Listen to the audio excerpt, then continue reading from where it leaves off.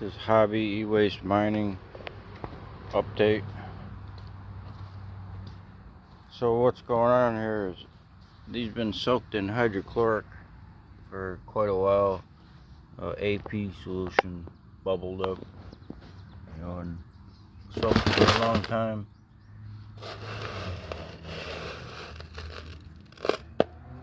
We've already got some material off of it.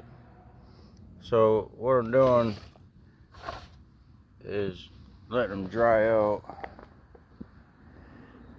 and rust, and putting them back in water, kicking it up and kicking up that dust in the water, and then pouring it off and letting it settle, and then collecting it after it settles on the bottom of the 2-liter Mountain Dew bottle or whatever it is. But so I collected this from my last pour off. That's from one of the boxes, the one on the right, and this one is from the one on the left.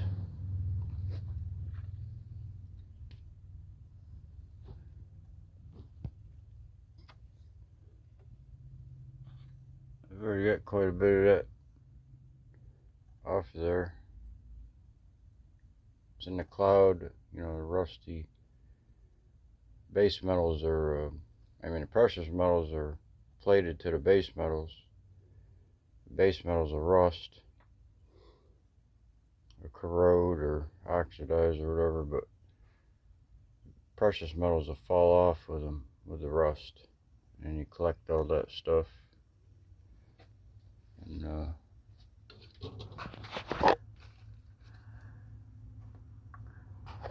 so I'm just trying to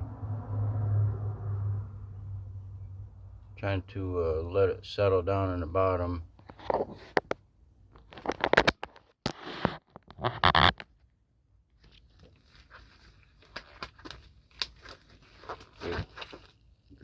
Quick way to do it is with air wax remover.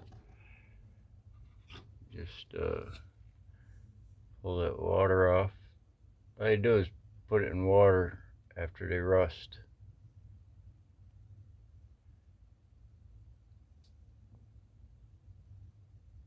The batch on the left,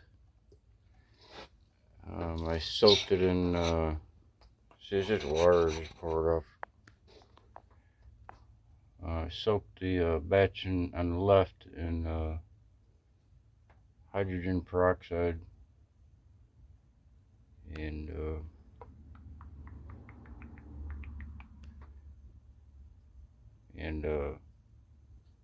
I tried to extract silver from that batch.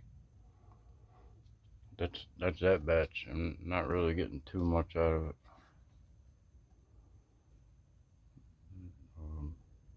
And then after I did that, burned them. But what you do is, when you get it a good amount, you put it in a frying pan. Just a nice little frying pan.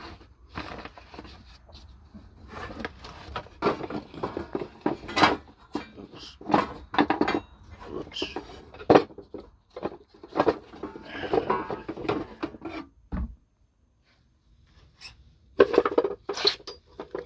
So that's another frying pan I use.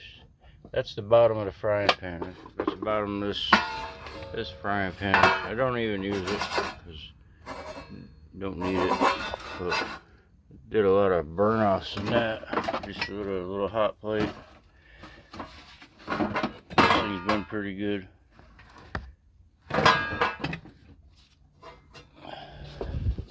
But take this pan, that pan, and you set it on that pan, and that entraps it and makes it even hotter in there while it's burning. And you put some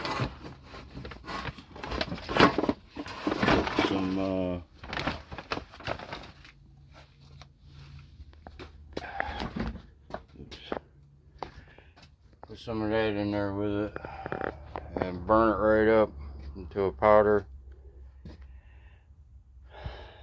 And you'll see a couple different things in there. But it'll take a while for it to settle up. And it's easier just to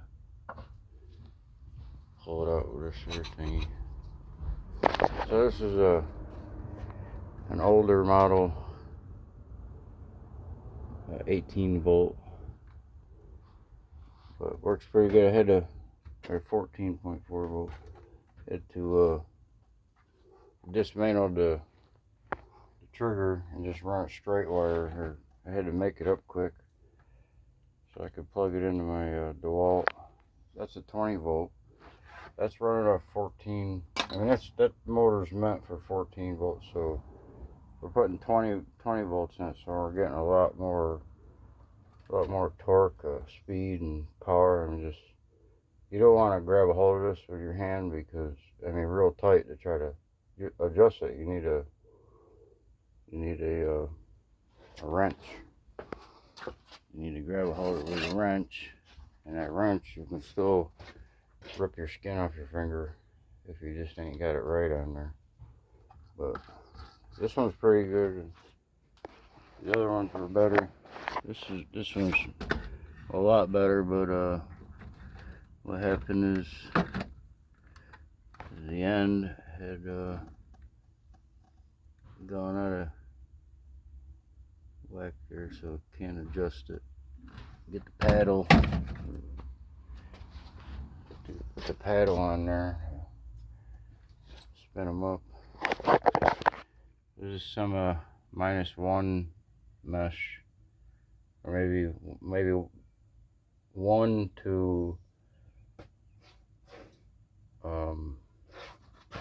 1 mesh to 5 mesh, and so these will be like 5 to 10 mesh or 10 to 15 mesh.